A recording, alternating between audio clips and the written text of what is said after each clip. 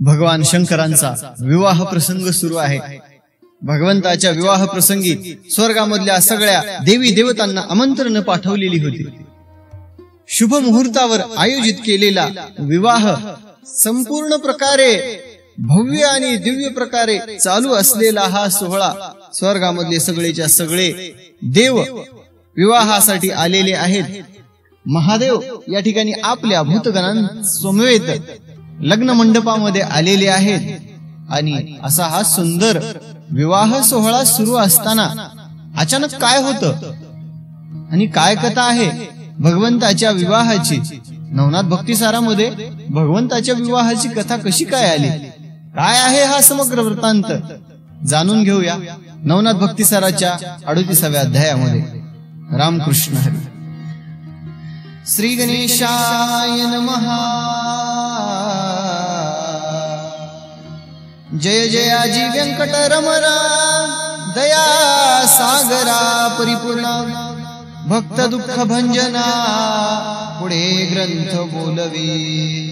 मागिले अध्यायी कथन नागनाथा भेटला त्रिनंदन विद्याभ्यासे दीक्षा कारण नाथ पंथी मिरवला।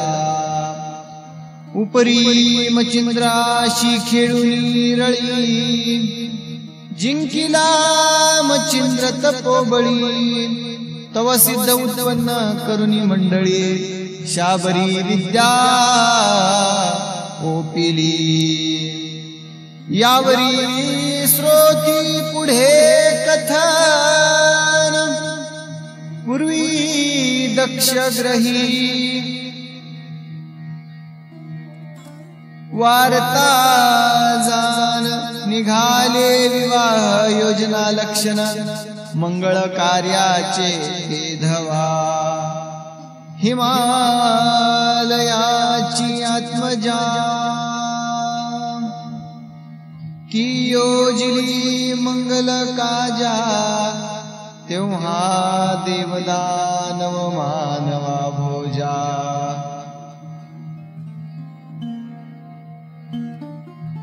पाचारण पाठविले तेने करुणी दक्षागार भरोनी निघाला सुरवर मानवी दक्ष हरिहर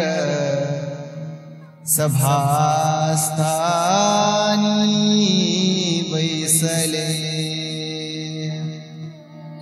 मंडळी ऐसी सर्वांसहित बैसली असे पार्वती त्यात मंगल कला करुणी मंडपात मिरवत असे नोवरी परी नोवरी स्वरूप खानी की चंद्रकला नक्षत्र गुणी तेजाला जैसी सौदामिनी उजळपण करा।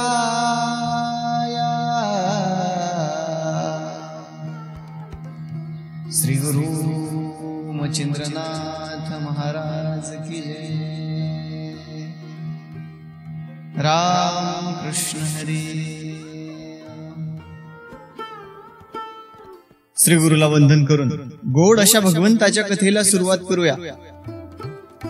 भगवान शंकराच्या विवाह प्रसंगी सगळ्या देवी देवतांना जेव्हा आमंत्रण पोहोचली त्यावेळी भगवंताच्या विवाहासाठी सगळे जण विवाह मंडपामध्ये आले। सुंदर असा शुभ प्रसंग सुरू आहे। हिमालयाची कन्या नवरी म्हणून निवडलेली आहे आणि भगवंता सोबत पार्वती मातेचा विवाह होत आहे। त्या विवाह प्रसंगी सगळ्या देवी देवतांना आमंत्रण पाठवल्यामुळं सगळे जण विवाह प्रसंगी उपस्थित आहेत। ब्रह्मदेव विष्णू महेश तर होतेच आणि ज्यावेळी नवरी मंडपामध्ये आली अहो काय आमच्या पार्वती मातेचं तेज एखादी चंद्रकला नक्षत्र गणामध्ये चंद्रकला जशी शोभावी त्याप्रमाणे पार्वती माता लग्न मंडपामध्ये शोभत आहे। तेजाला जैसी सौदामिनी उजळपण करावया।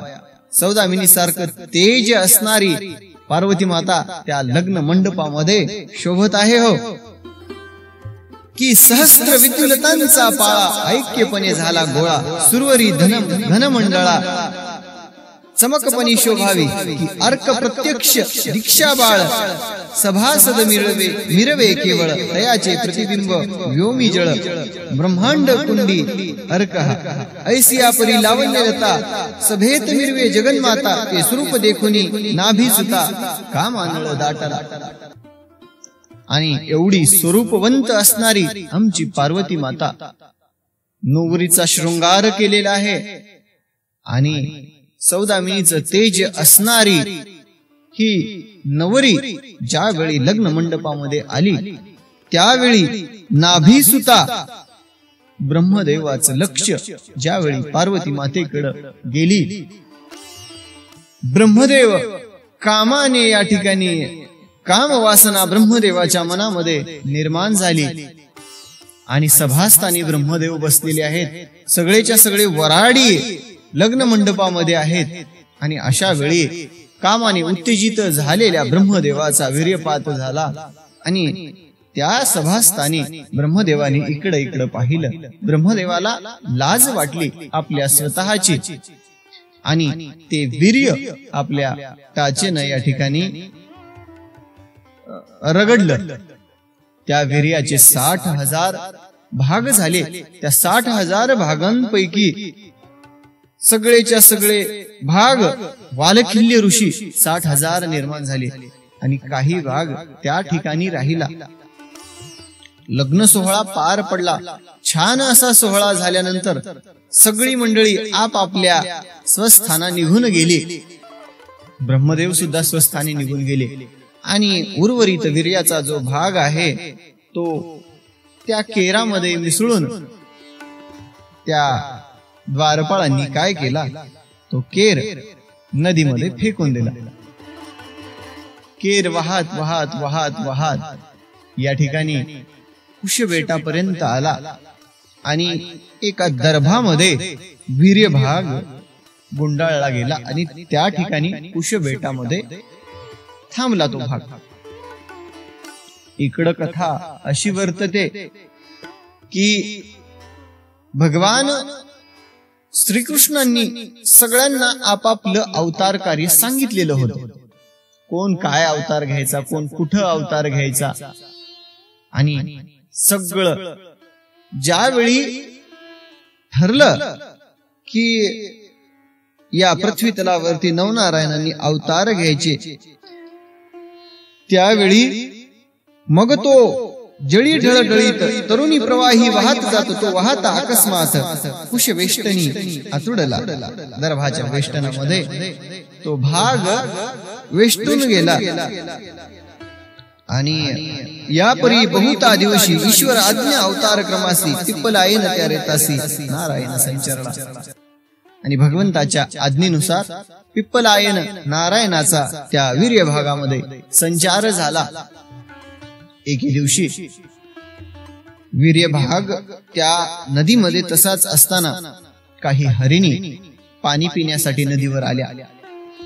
त्यापैकी एका हरिणीचा ऋतुकाळ सुरू होता आणि त्या ऋतुकाळामध्ये हरिणीनं पाणी पिली आणि हरिणीनं पाण्यामध्ये लघवी केली आणि हरिणी ऋतुकाळामध्ये असल्यामुळं त्या लघवी सोबत तिचं रेत सुद्धा खाली पडलं आणि खाली त्या दर्भामध्ये गुंडाळलेल्या त्या वीर्य भागावरती ज्यावेळी ते रेत पडलं त्यावेळी ईश्वराच्या आज्ञेनं हरिणीच्या रेताचा विधीच्या वीर्याशी मिलाप झाला आणि गर्भ सुरू झाला.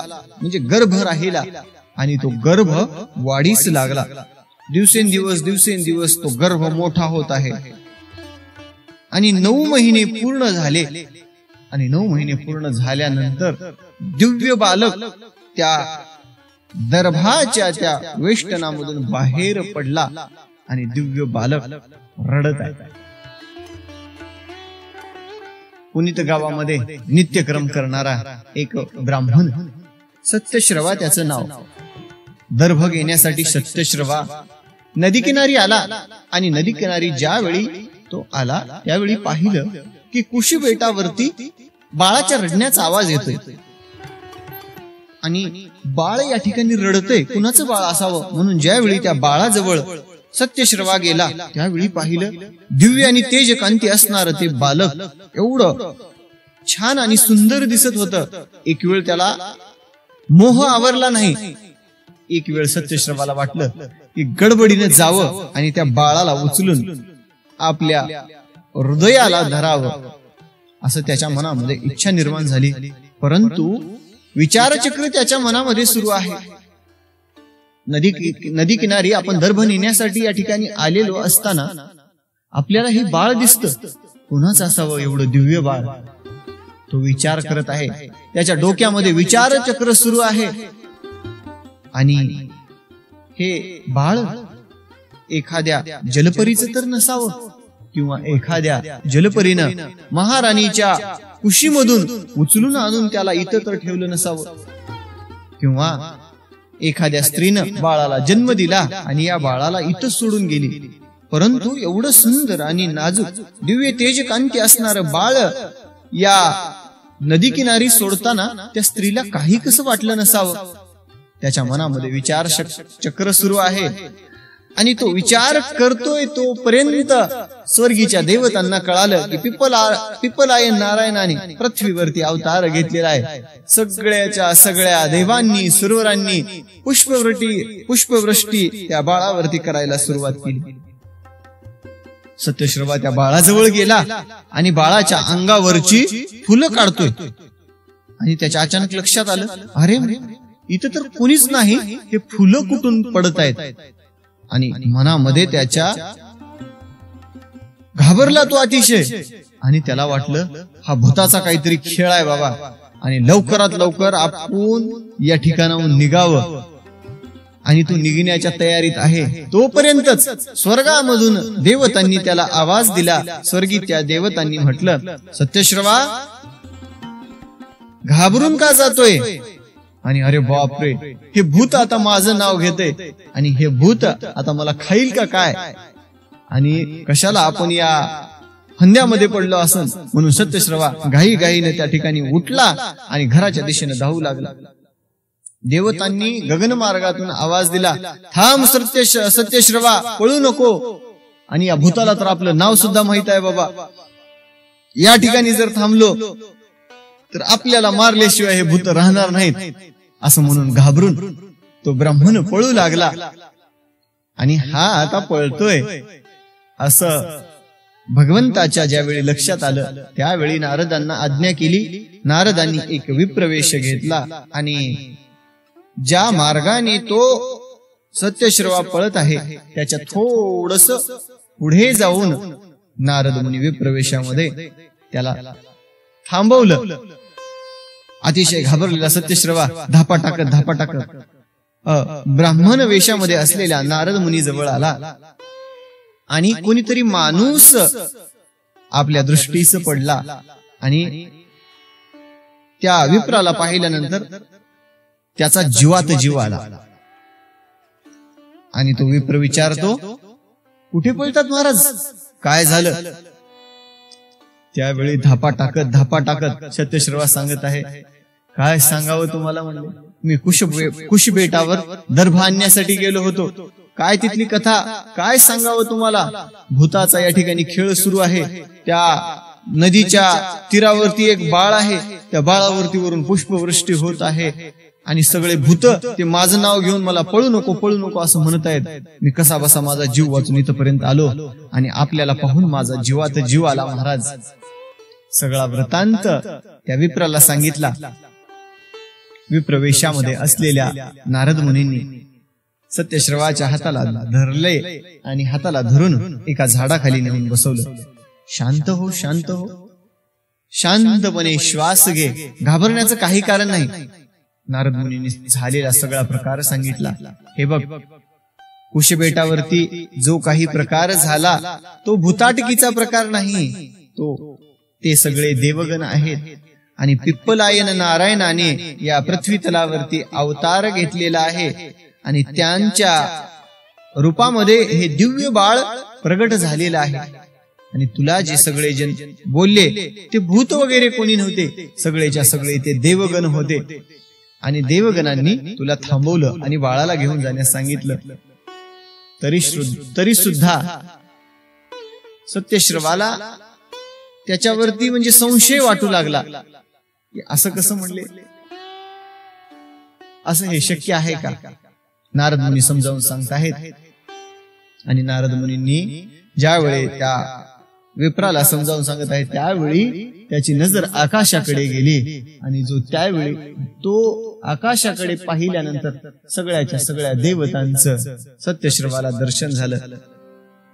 आणि धन्य धन्य झालेला सत्यश्रवा देवतांचं दर्शन झाल्यावर नारद मुनींनी सांगितलेलं त्याला सगळा प्रकार खरा समजला. नारद मुनींनी आज्ञा केली आणि तुमच्या नशिबामध्ये, तुमच्या पदरामध्ये तुमचं नशीब एवढं थोर आहे, एवढ्या तुमच्या या भाग्योदय झालेला आहे तुमचा. प्रत्यक्षात भगवंताला सांभाळण्याचं कार्य तुमच्यावरती सोपवण्यात आलेलं आहे. आणि आपण या बाळाला घरी घेऊन जाऊन यथोपचारानं त्याचं पालन पोषण करावं. नारद मुनींनी सांगितलं. सत्यश्रवा म्हणतो, महाराज मी त्या बाळाला आपल्या घरी घेऊन जातो, परंतु आपण आपल्या हातानं ते बाळ मला सुपूर्त करा, अशी इच्छा प्रकट केल्यावर नारद मुनींनी म्हणले ठीक आहे बाबा चल. म्हणून ते दोघेही कुशबेटावरती नदी किनारी रडत असलेल्या त्या बाळांकडे आले. बाळाच्या अंगावरची सगळीच्या सगळी फुलं हाताने सारले आणि नारद मुनींनी त्या बाळाला हातात घेतलं आणि बाळाला हातात घेऊन सत्यश्रवाच्या हातामध्ये दिले. हे घ्या म्हणजे, या बाळाचं नाव चरपटीनाथ असं ठेवा. पिप्पलायन नारायणाने या बाळाच्या देहामध्ये प्रवेश केलेला आहे आणि त्यांच्या रूपाने अवतारित झालेलं हे बाळ प्रत्यक्षात नवनारायणापैकी विख्यात असलेल्या पिप्पलायन नारायणाचा हा अवतार आहे. आणि याचं नाव प्रत्यक्षात विधीचा हा सूत आहे, म्हणून याचं नाव तुम्ही चरपटीनाथ ठेवा असं सांगितलं. आणि नारद मुनी त्या ठिकाणाहून अंतर्धान पावले. या सत्यश्रवाला खूप आनंद झाला.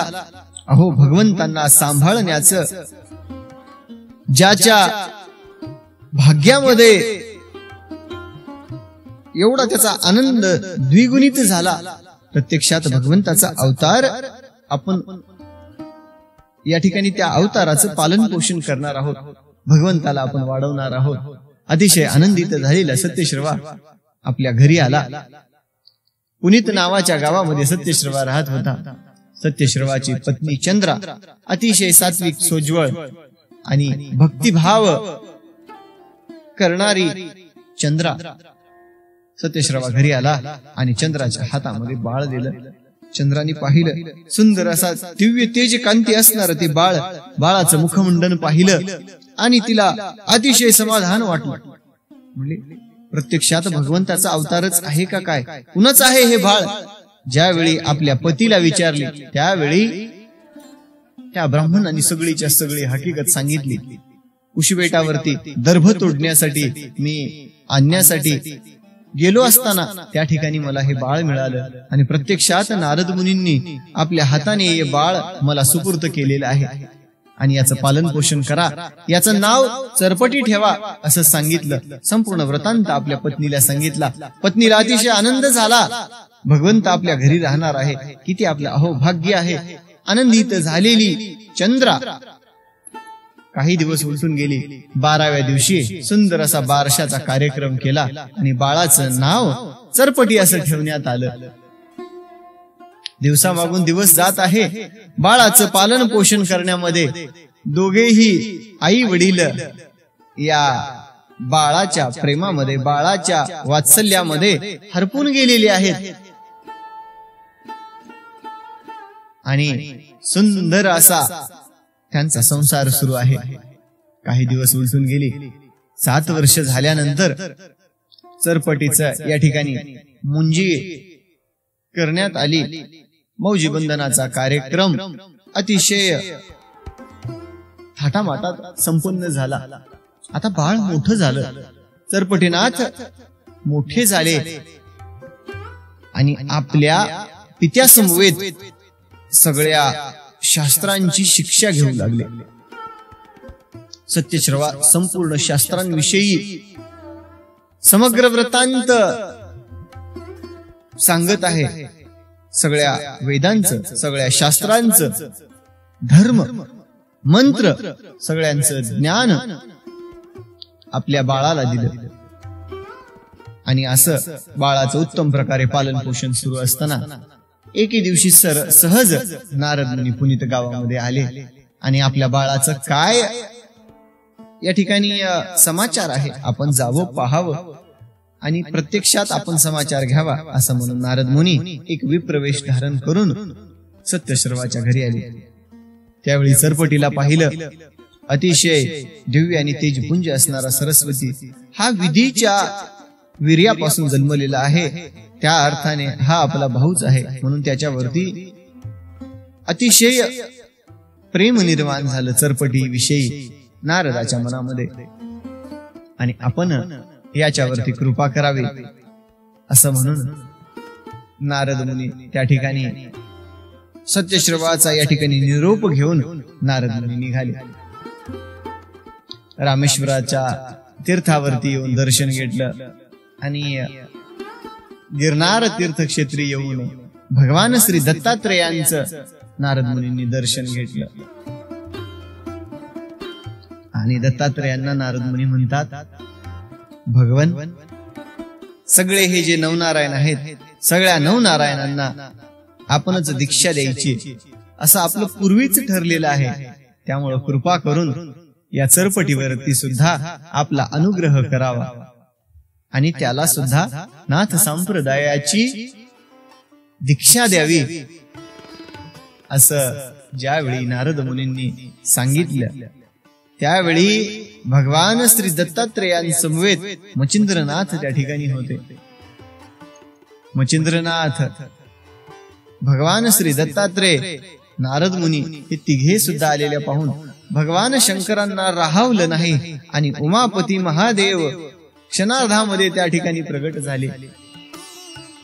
त्यावेळीची काय अतिशय सुंदर असणारे चार हे जे रत्न आहेत, निधी, परीस, चिंतामणी, कौस्तुभ, चारीच्या चारी रत्ने एका कोंदनामध्ये बसवावी आणि ज्याप्रमाणे अतिशय सुशोभित दिसावी त्याप्रमाणे सगळेच्या सगळे चारी रत्न गिरनाराच्या ठिकाणी एकमेकांसोबत संवाद करीत आहेत.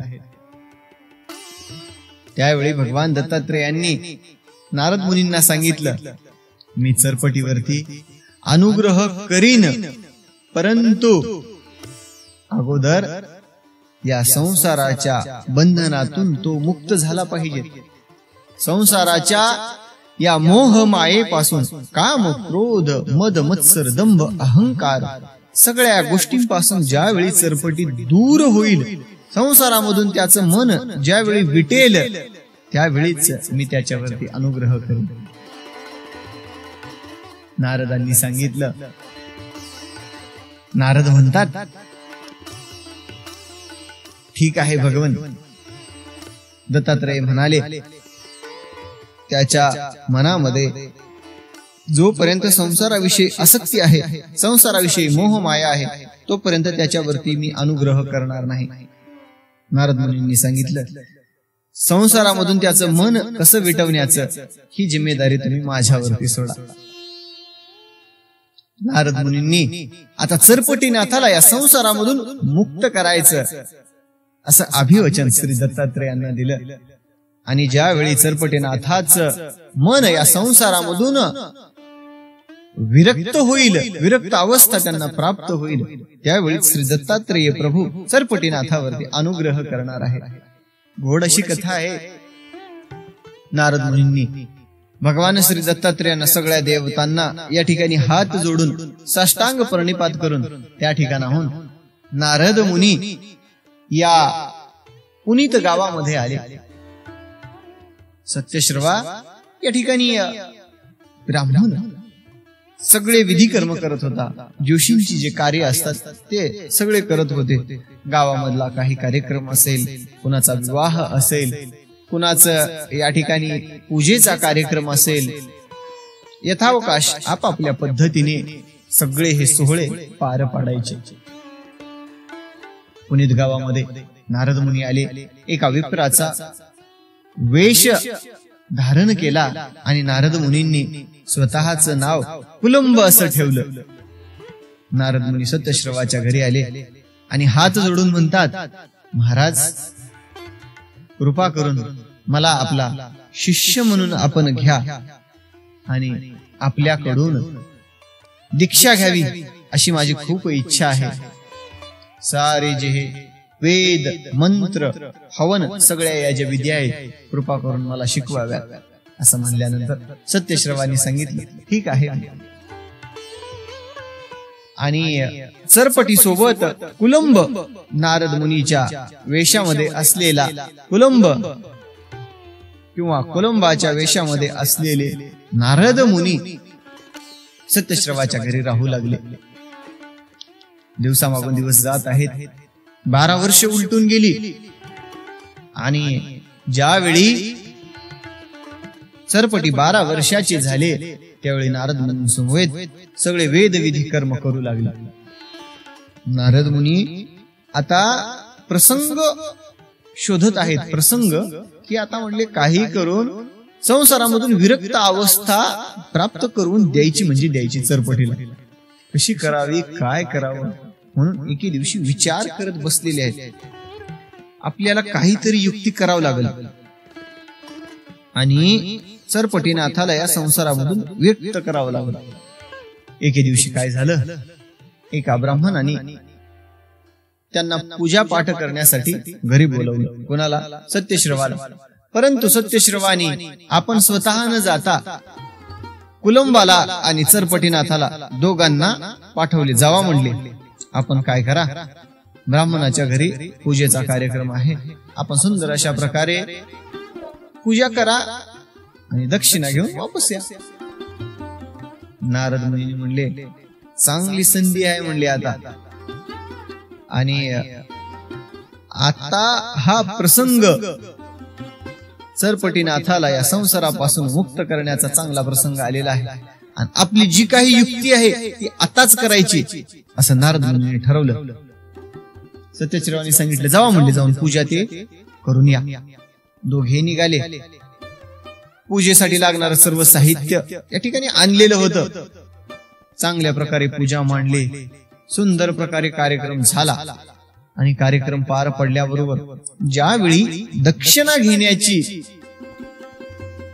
बारी आली किंवा दक्षिणा घेण्याचा प्रसंग आला त्यावेळी नारद मुनी कुलंब सरपटीला म्हणतात,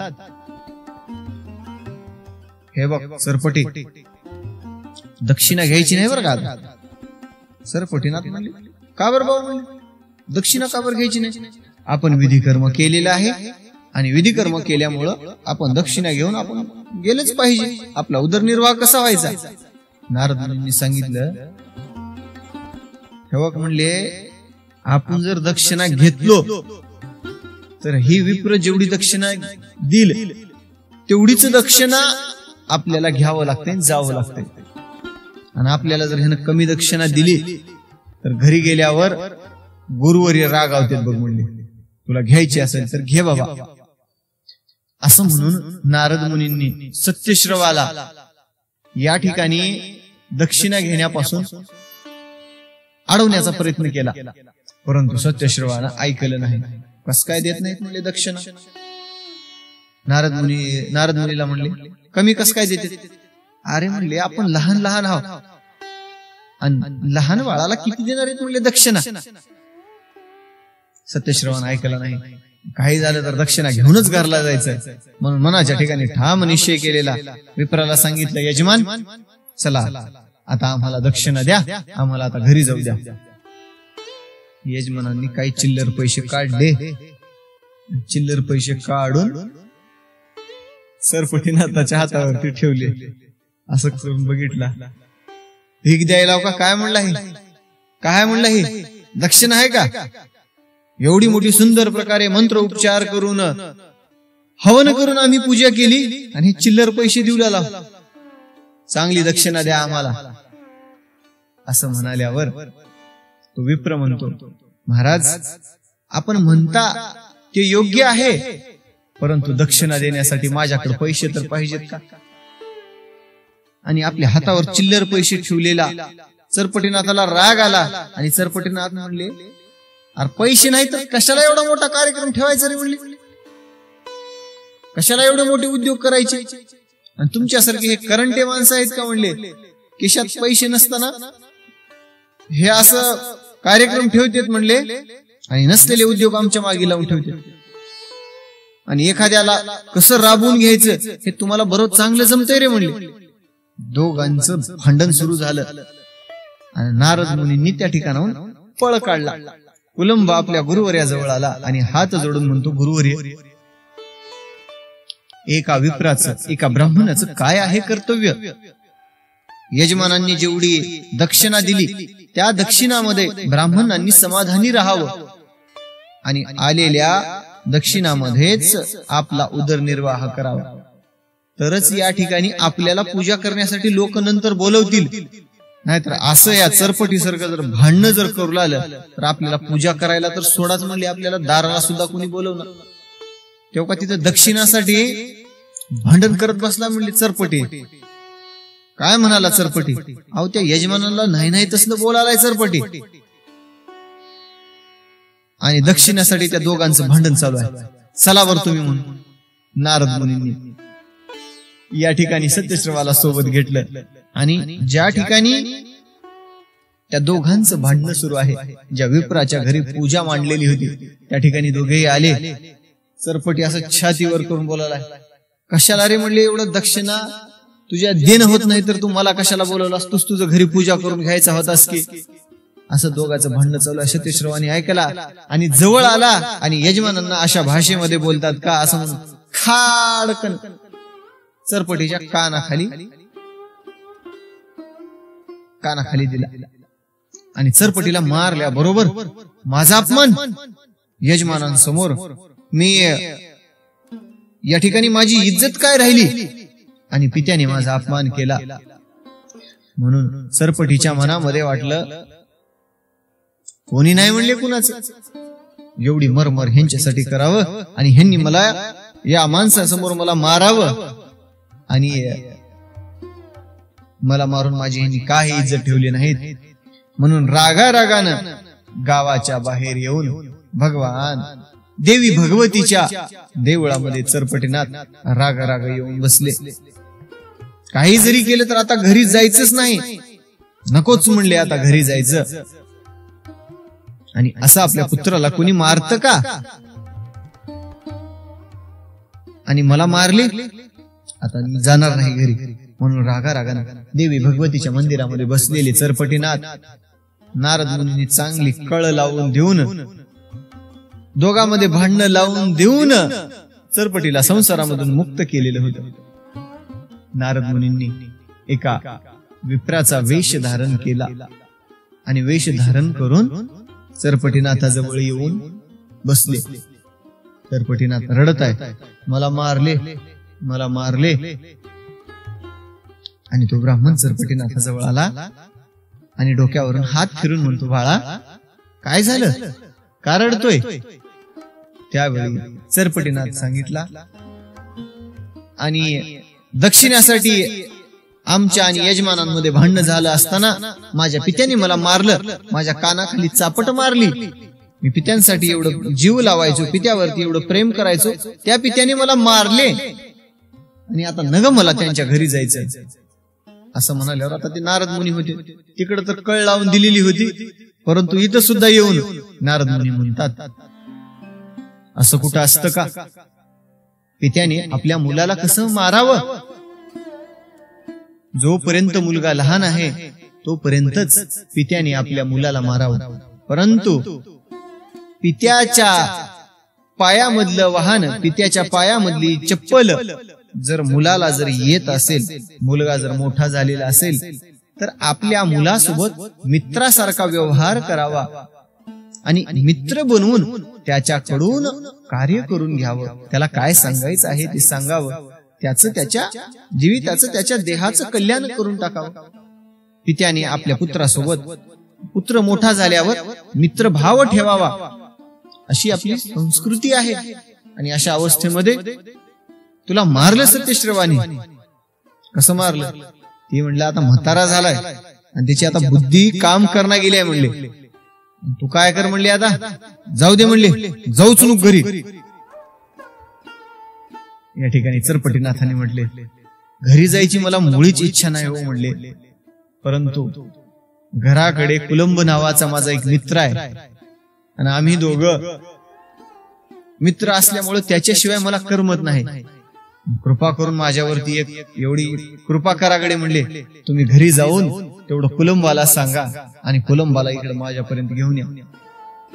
आता नारद मुनी होते. नारद मुनी म्हणले ठीक आहे की म्हणले, आता जातो आणि घरी जाऊन सगळा वृत्तांत कुलंबाला सांगतो आणि कुलंबाला या ठिकाणी घेऊन येतो.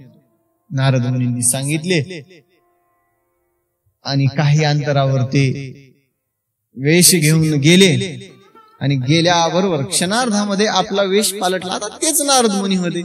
आपला वेश पालटला आणि पुन्हा कुलंबाच्या रूपामध्ये आले आणि कुलंबाचा वेश धारण करून चरपटीनाथाजवळ आले. देवी भगवतीच्या मंदिरामध्ये चरपटीनाथ उदास अवस्थेमध्ये बसलेले आहेत, डोक्याला हात लावून बसलेले आहेत. जवळ आले कुलंबा. काय झालं मित्रा? आणि नाही म्हणले आता मला घराकडे जायचं नाही, काही केलं तर मी आता त्या घरी जाणार नाही. नारद मुनींनी सांगितलं. कुलंबाने ठीक आहे म्हणले, आपण काय करूया? सगळ्यात अगोदर म्हणले या गावापासून दूर जाऊ आणि सुंदर अशा केदारनाथाच्या तीर्थक्षेत्रामध्ये जाऊ, केदारनाथाचं दर्शन घेऊ.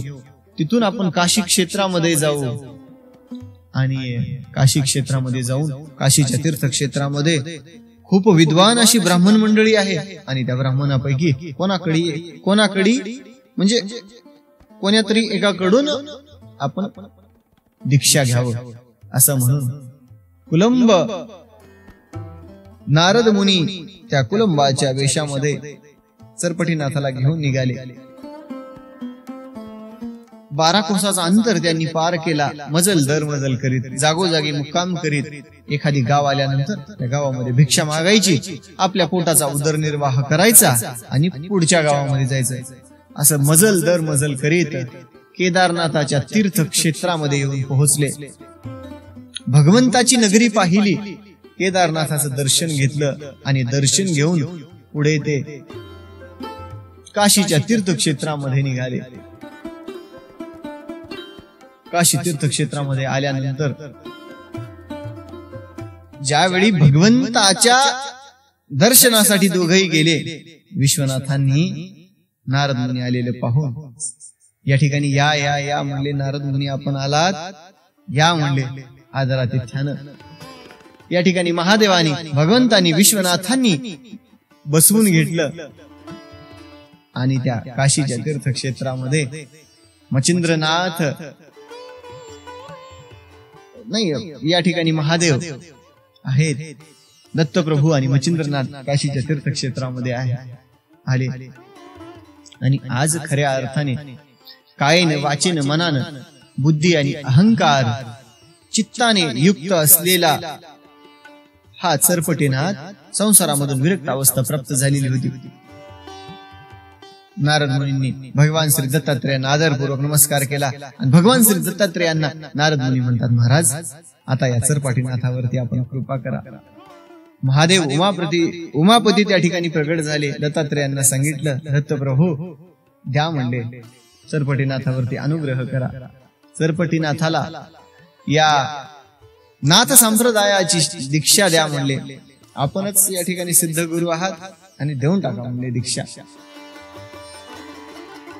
आणि ज्यावेळी भगवान श्री दत्तात्रेयांनी चरपटीला जवळ बोलवून चरपटीच्या कानामध्ये गुरुमंत्र हुंकला आणि ज्यावेळी आपला वरदहस्त त्याच्या माथ्यावरती ठेवला, त्यावेळी चरपटीच्या मनामधून सगळा संकल्प विकल्प निरसून गेला आणि ब्रह्म भावना त्याच्या मनामध्ये व्याप्त झाली.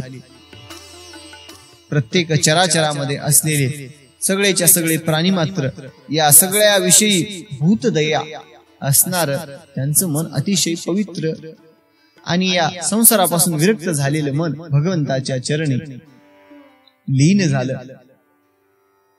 भगवान श्री दत्तात्रेयांनी सरपटीनाथाला नाथपंथाची दीक्षा दिली आणि अशा प्रकारे हा सरपटीनाथ झाला. नाथ संप्रदायाची दीक्षा मिळाली. सरपटीनाथाला हाताला धरून नाग अश्वपत्राचं जे झाड होतं त्या ठिकाणी घेऊन आले. सगळ्या देवी देवतांना बोलवून त्यांच्यावरती अनुग्रह करायला सांगितला. 12 वर्षापर्यंत कठोर या ठिकाणी शिक्षण दिलं. वेद विद्या शास्त्र कला सगळ्यांमध्ये निपुण करून शाबरी कवित्व सुद्धा सरपटीनाथांकडून करून घेतलं. सरपटीनाथांनी 9,07,00,000 शाबरी मंत्रांची निर्मिती केली आणि सरपटीनाथांनी भगवान श्री दत्तात्रेयांची आज्ञा घेऊन भगवान श्री दत्तात्रेयांनी सगळ्या देवी देवतांना आवाहन करून छान प्रकारे या ठिकाणी उद्दीपन केलं आणि सरपटीनाथाला या तीर्थयात्रेसाठी पाठवलं. बद्रिक आश्रमाच्या तीर्थक्षेत्रामध्ये 12 वर्ष तपश्चर्या करून घेतल्यानंतर अतिशय दिव्य आणि पावन झालेला सरपटीनाथाचा देह तीर्थयात्रा करण्यासाठी निघाले. सरपटीनाथ भरपूर अशा शिष्यावरती सरपटीनाथांनी अनुग्रह केला. शिष्यांच्या या जीविताचं कल्याण केलं. सर्वात अगोदर ज्यावेळी तीर्थक्षेत्राला सरपटीनाथ निघाले सर्वप्रथम भगवान श्री रामेश्वरांचं दर्शन घेतलं. त्यानंतर गोकर्ण महाबळेश्वराच्या तीर्थक्षेत्रामध्ये आले. जगन्नाथाचं दर्शन घेतलं. हरिहरेश्वराचं दर्शन घेतलं. मणिकर्णिकाचं दर्शन घेतलं आणि विश्वेश्वराचं दर्शन घेऊन कृत धन्य झालेले सरपटीनाथ आपल्या कारकिर्दीमध्ये बऱ्याचशा शिष्यावरती अनुग्रह केला. त्यावरती त्यांच्यामधले म्हणजे सरपटीनाथांनी मुख्य असे त्यांचे जे शिष्य होते 7 शिष्यावरती अनुग्रह करून त्यांना नाथपंथाची दीक्षा देऊन त्यांच्याकडून शाबरी कवित्व करून घेतलं. त्यापैकी पहिल्या शिष्याचं नाव आहे रामेश्वर. रामेश्वराकडून कार्य करून घेतलं. गोकर्ण महाबळेश्वर म्हणून दुसरा शिष्य होता. नाही, पहिले जे आता 9 शिष्यावरती अनुग्रह केला रामेश्वर आणि गोकर्ण महाबळेश्वराचं या ठिकाणी दर्शन घेतले आणि पुढे 9 शिष्यावरती अनुग्रह श्री सरपटीनाथांनी केला. राघव बाळ म्हणून त्यांचा शिष्य होता. पहिला शिष्य, दुसरा गोकाट, तिसरा जाबू, चौथा नैमित्तिक, 5वा सारेंद्र, 6वा हुक्ष, 7वा द्वारभैरव आणि रण अशा या 9 शिष्यावरती कृपा केली आणि त्यांच्या जीविताचं कल्याण करून टाकलं. सगळ्या शिष्यांना विद्या दिला. विद्या देऊन त्यांना शास्त्रांमध्ये निपुण करून टाकलं. आता नाथ संप्रदायांनी भगवान श्री मचिंद्रनाथांनी, गोरक्षनाथांनी, जालिंदरनाथांनी, कानिफनाथांनी, अडवंगीनाथ आणि चौरंगीनाथ या सगळ्यांनी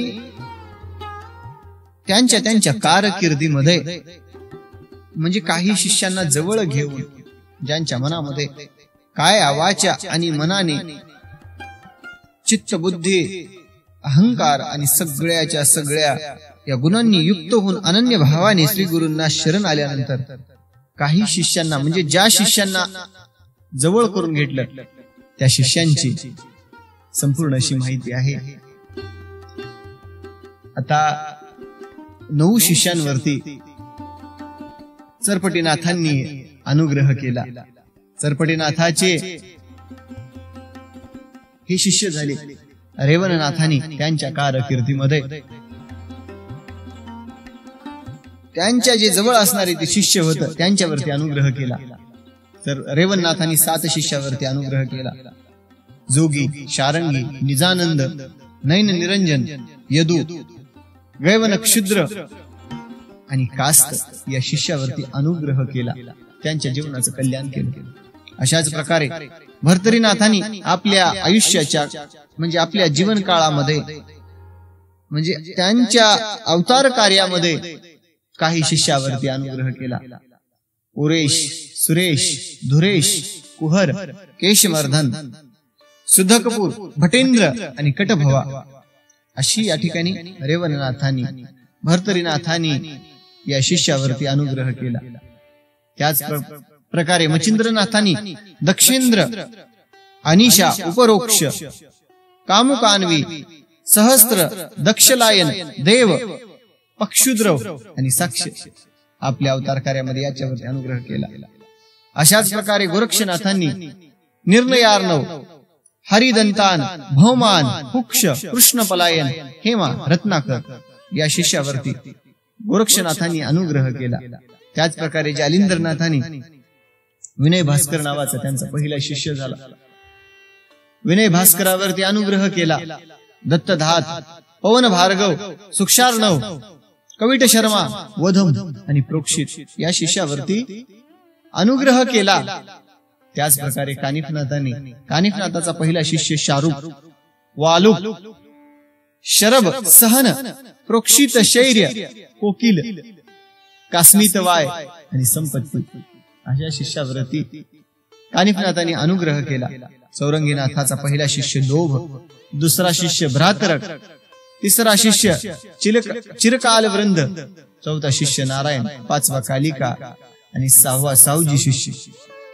चौरंगीनाथानं त्यांच्या अवतार कार्यामध्ये या शिष्यावरती अनुग्रह केला. यांना विद्या दिल्या. गुरुपरंपरेनं चालणार हा नाथ संप्रदाय आपल्या गुरुवर्यांनी आपल्या शिष्याचं कृतकल्याण करून टाकलं. त्याच प्रकारे मिननाथ आणि अडबंगीनाथाने सुक्षला, लुक्ष, मोक्षार्णव, समर्थ, द्वार, भद्राक्ष या शिष्यावरती अनुग्रह करून म्हणजे हे मुख्य शिष्य आहेत. या शिष्यांना शाबरी विद्या दिल्या. शाबरी विद्येचे मंत्र तंत्र दिले आणि या जगाच्या कल्याणासाठी तुम्ही कल्याण करून टाका. गुरु शिष्य परंपरेने चालत असलेला हा नाथ संप्रदाय आहे. तुमच्यापैकी कुणाला जर माहित असतील, कारण कसं आहे यांचे वंशज आज सुद्धा असतील, यांचे हे शिष्यांचे पुढे जे त्यांना दीक्षा दिली, शिष्य बनवून घेतले, त्या शिष्याने पुन्हा अजून त्यांचे शिष्य केले. गुरु शिष्य परंपरेमध्ये चालत असणारा हा संप्रदाय यांची जर अजून कुठं वारस तुम्हाला माहित असतील तर कमेंट बॉक्स मध्ये कळवावं. कारण आपल्या तीर्थक्षेत्रावरती भरपूर असे त्यांच्या शिष्यांचे शिष्य असलेले ज्यांनी ही गुरु शिष्य परंपरा जोपासली, त्याच्यापैकी थोर तपस्वी असा तुम्हाला जर कोणी माहित असेल तर कमेंट बॉक्स मध्ये नक्की कळवा. अशा प्रकारे नवनाथ भक्ती साराचा 38वा अध्याय समाप्त झालेला आहे. उद्याच्या अध्यायामध्ये सरफटीनाथाचा काय पराक्रम आहे नवनाथ भक्ती साराच्या 39व्या अध्यायामध्ये पाहूया.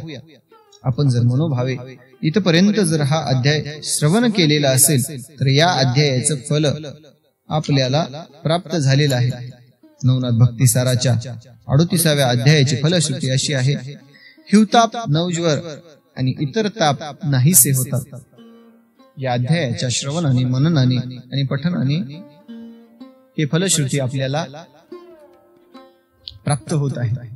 नवनाथ भक्ती साराची आजची कथा कशी वाटली आपल्या प्रतिक्रिया कमेंट बॉक्स मध्ये अवश्य कळवाव्या. व्हिडिओला भरभरून प्रतिसाद द्या आणि भगवंताची कथा सर्वांना श्रवण करण्यासाठी सगळीकडे शेअर करा. हजारो मनोरंजनाचे चॅनल सबस्क्राईब करतो, त्याचप्रमाणे परमार्थाचं एक चॅनल हे पुराण कथा अवश्य सबस्क्राईब करा, लाईक करा, शेअर करा आणि कमेंट करून आपल्या प्रतिक्रिया अवश्य कळवा. माऊली ज्ञानोबारायाचं पसायदान घेऊन गोड असं निरूपण करूया. हरी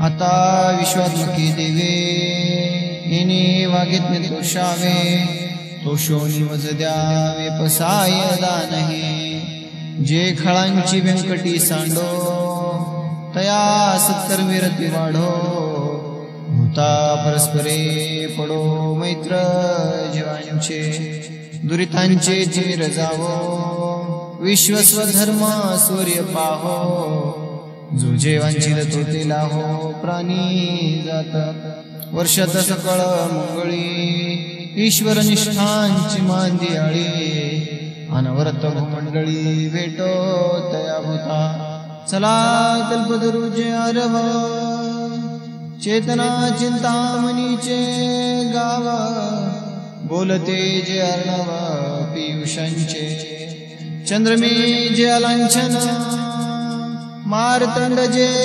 तापहीन ते सर्वाही सदा सज्जन सोयरे होतो किंबहुना सर्व सुखी पूर्ण हो नितीही लोकी भजितो आदि पुरुखी अखंडित आणि ग्रंथोपजीविये विशेष लोकीये द्रष्टा दृष्ट विजयी हुआ वेजे ते धमने श्री विश्वेश्वरा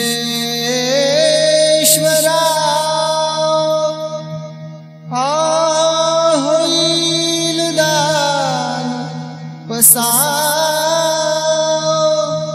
येणे बरे ज्ञानदेव सुखिया झाला सुखिया झाला सुखिया झाला ओम शांती शांती शांती कुंडली कवरदे हरि विठ्ठल श्री ज्ञानदेव तुकाराम ज्ञानेश्वर महाराज की जय कपिवर्य महारुद्र हनुमान की जय अवधूत चिंतन श्री गुरुदेव दत्त वासुदेव हरी छत्रपति शिवाजी महाराज की जय धर्मवीर संभाजी महाराज की जय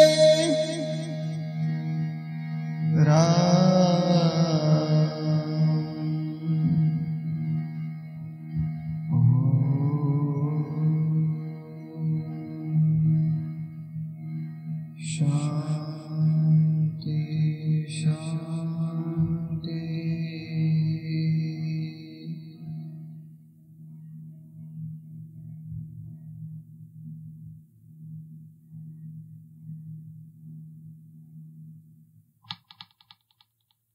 रामकृष्ण हरी आदेश